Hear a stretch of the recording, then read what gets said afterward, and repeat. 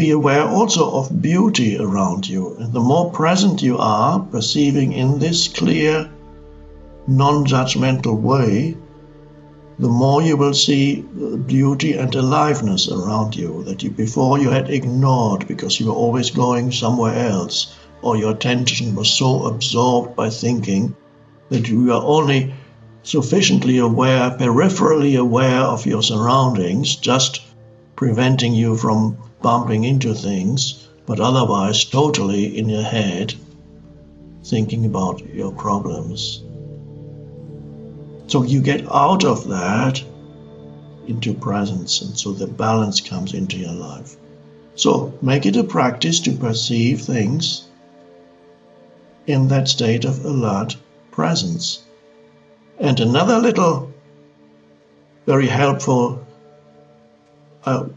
perhaps it is a kind of technique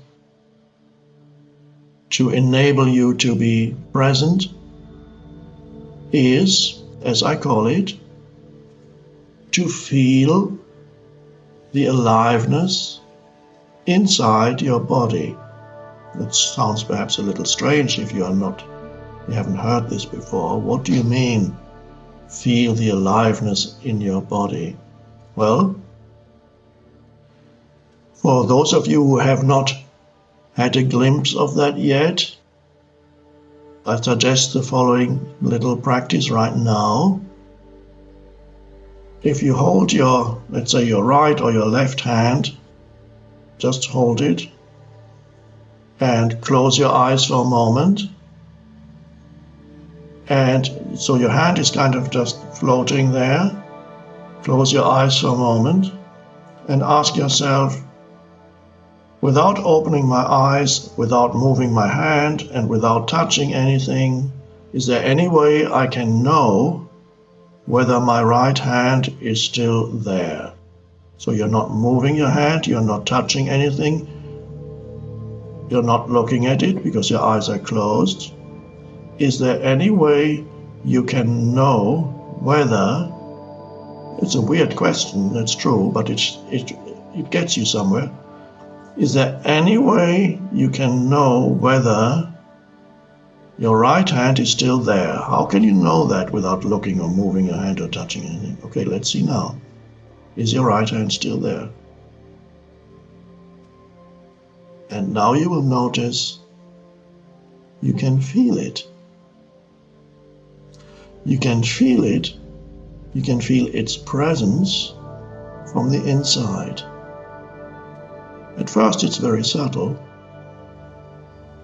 and then you feel it more strongly. And if you now open your eyes, you will notice that you can still feel your right hand, even though other perceptions have come in. You're looking again.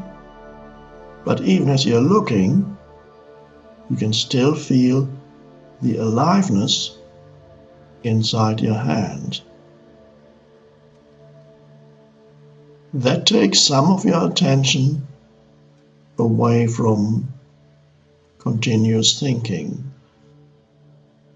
I would now recommend that you expand that a little, and even without closing your eyes now, see if you can feel the energy in both your hands at the same time. Or if you like, close your eyes for a few seconds, and then you might notice it gets a little stronger, that feeling.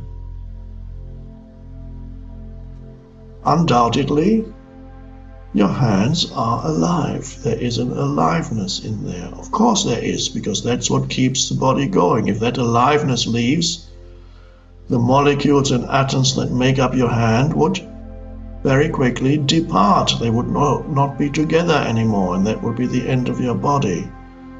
So what holds your body together, there is an energy there that is the organizing principle behind the physical form of the body.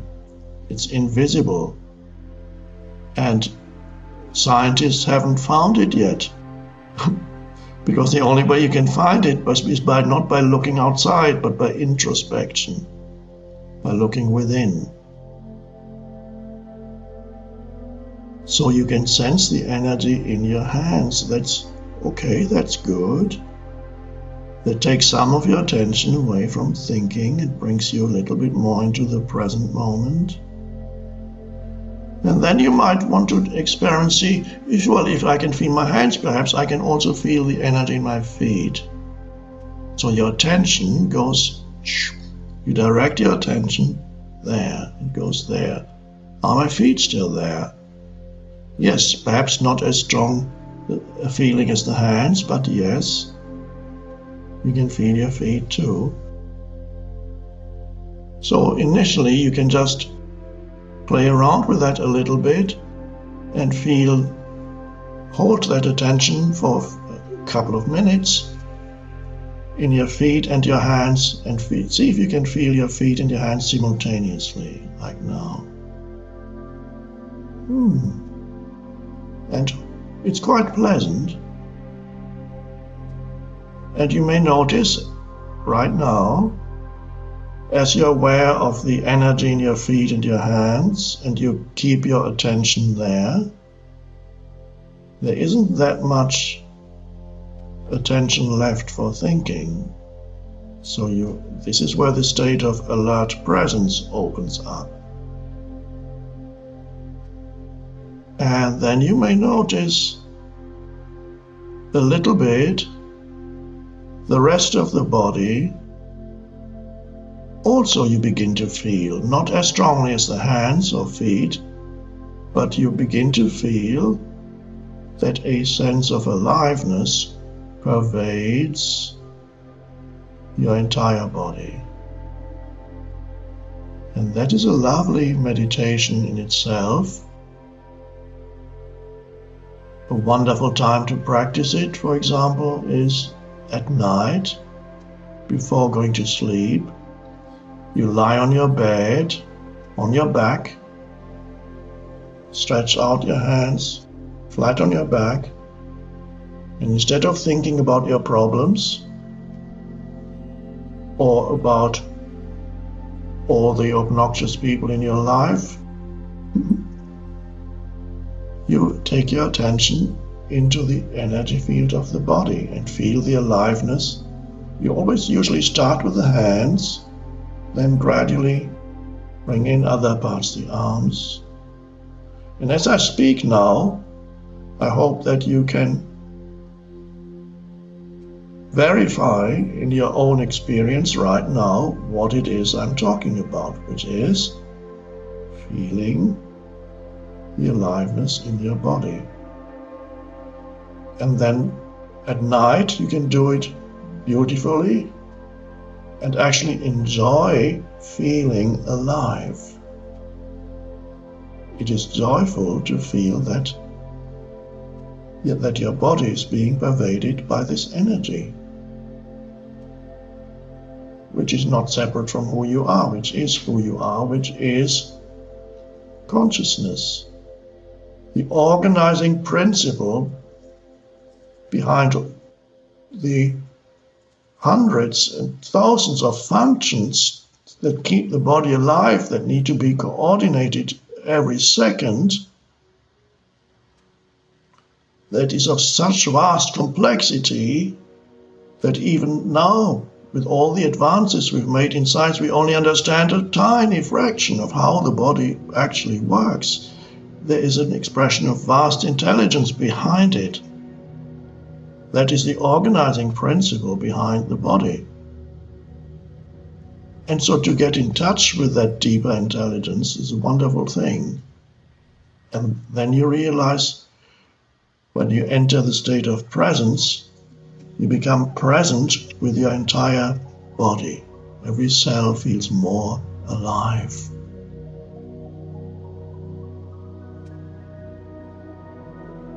And you become still. You might have noticed that when you really feel the inner body, as I call it, you're not thinking anymore. You're just present. And the more you access being just present, it's almost paradoxical, the more effective, creative, powerful your thinking becomes when you do think. And the less negative and destructive, self-destructive your thinking becomes.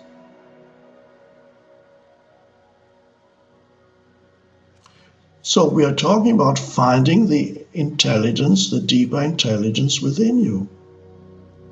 You don't want to always having to go to some other source for the really important answers in your life.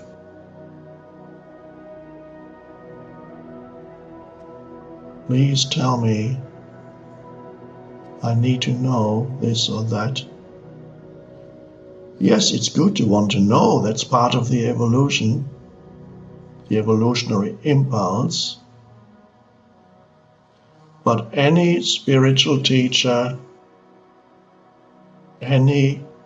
whether the spiritual teacher is in the physical form or you have some other teacher as a spirit guide or whatever it is, any true teacher will teach you, show you, demonstrate how to access the source of all knowledge and wisdom in yourself.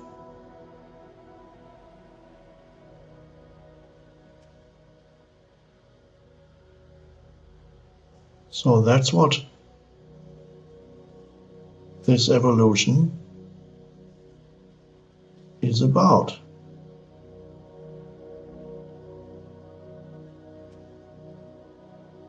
Let's see if you can still feel yourself right now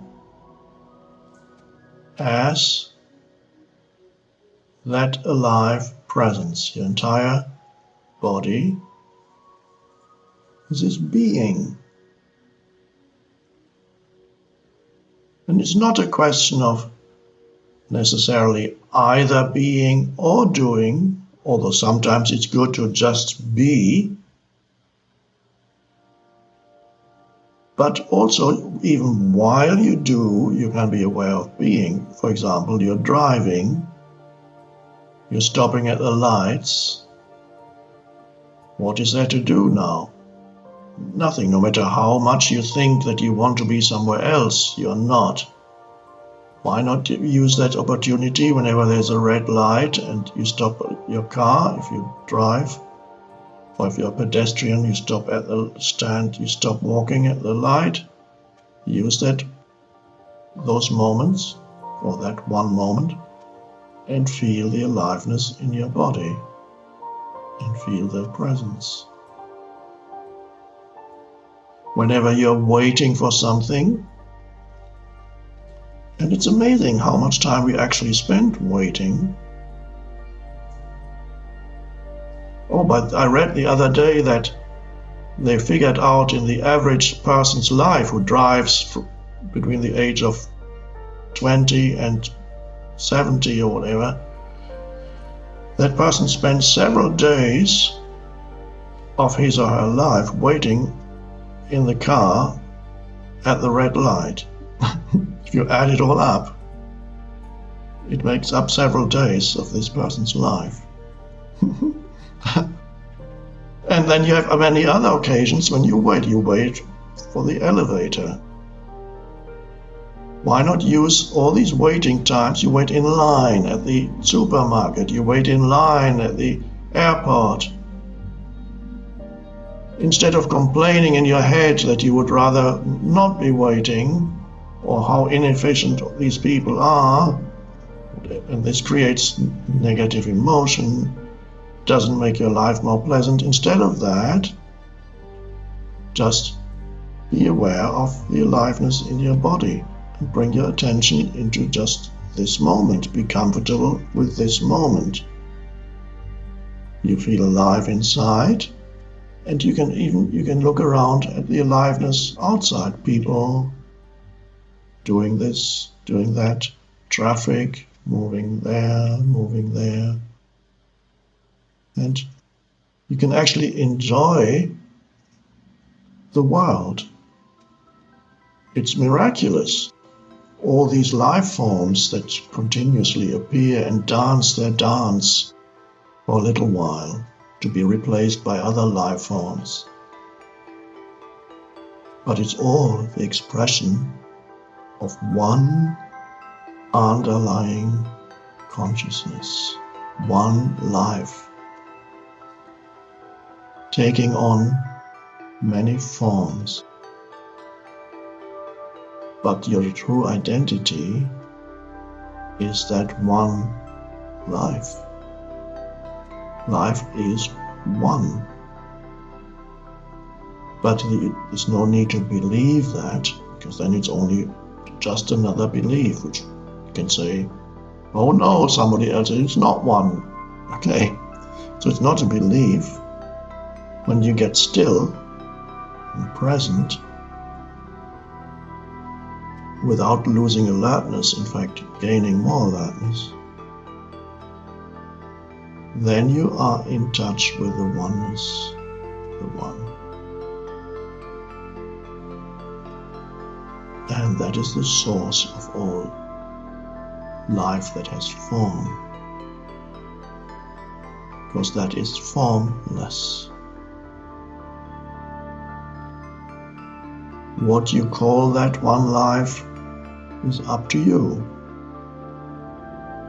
Universal intelligence, the one, God,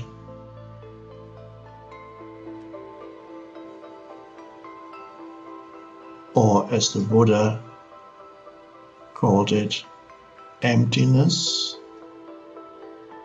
which really means formlessness. That's what the Buddha pointed to as the essence. Or as Jesus called it, the kingdom of heaven. The same as Buddhist term emptiness. Heaven is vast spaciousness. In many languages, heaven and sky are the same word. Vast spaciousness. Formless, one life. That's who you are. Really, this is all about knowing yourself. That's the journey you are on. It's the journey to yourself. It's a journey without distance.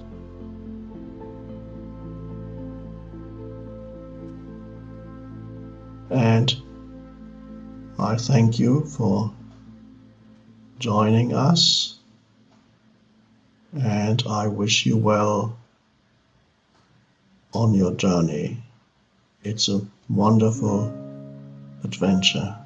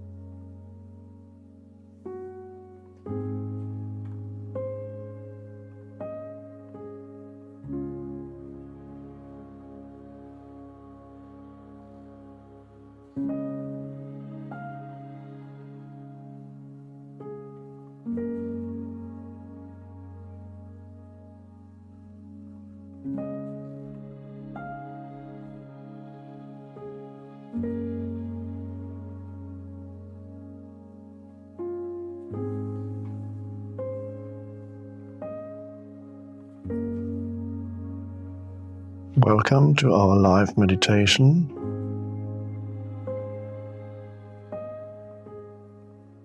We're only interested in one thing here for our live meditation, and that is to sit together, not physically together, but nevertheless together in presence. thinking is not important here.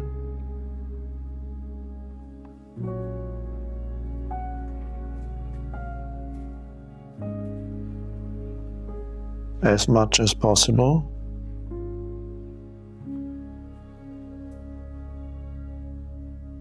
let go of thinking without any effort.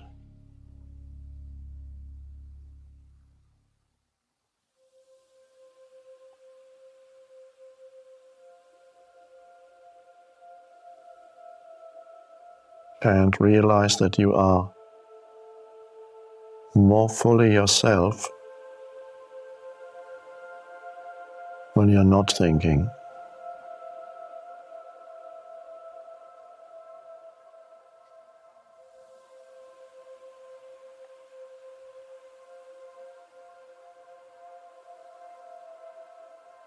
And when you're not thinking, you can realize what being is, what it means to be.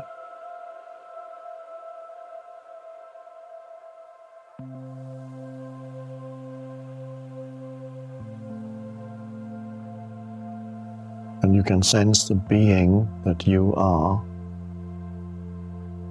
which can be expressed as the first person singular of the verb to be, I am.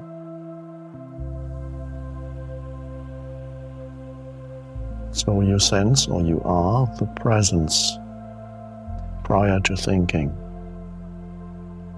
the clear space of presence.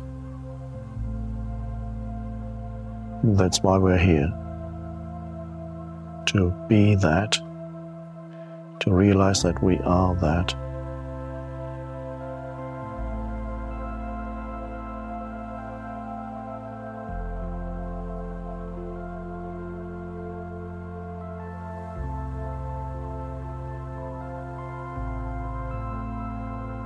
I don't think as I sit here.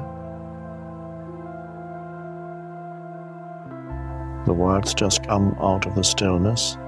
There's no thinking prior to the words. And as soon as a word has been uttered, there's just presence or stillness. So you can join me in that.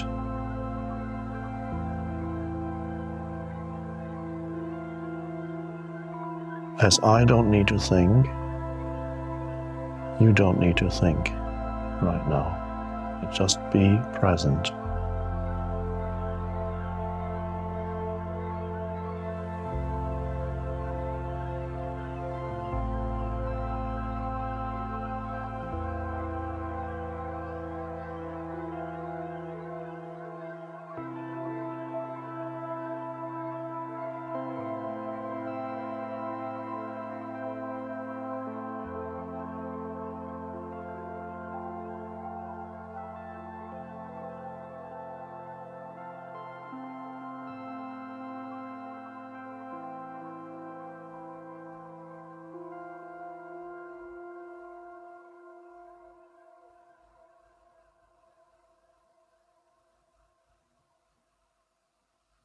The great teacher Ramana Maharshi,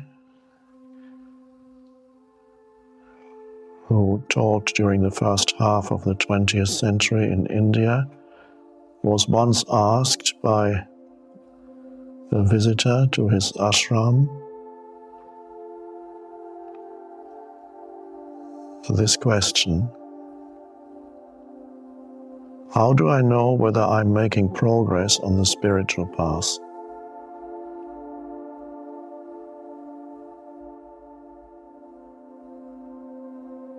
And he said, the degree of absence of thought is the only true criterion for your progress on the spiritual path.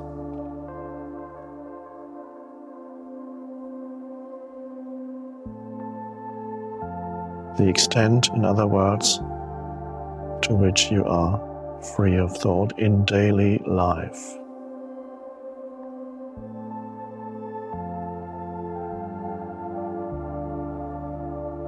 still able to use thought whenever it's needed, perfectly, more efficiently than before, more creatively, because you have access to the unconditioned intelligence itself, which is presence.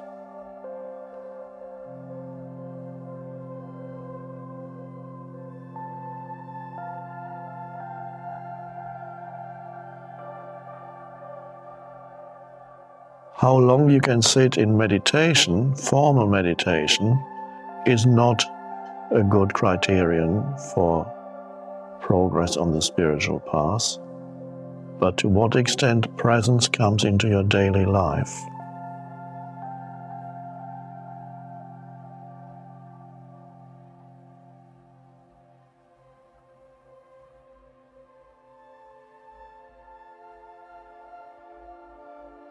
Which initially may just mean little moments of presence in between all the doings of your life, little moments of being, awareness, alertness, alert stillness, consciously looking at something, consciously listening, consciously walking across the room, consciously washing your hands,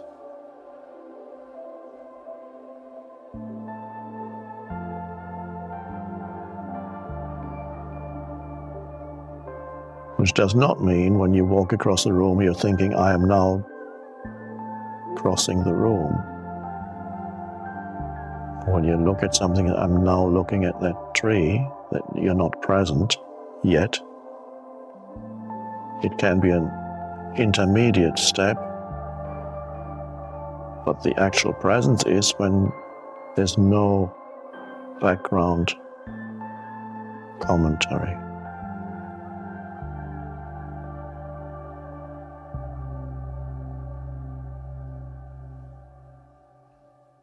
And when there's virtually no background commentary throughout your life, that is the awakened state.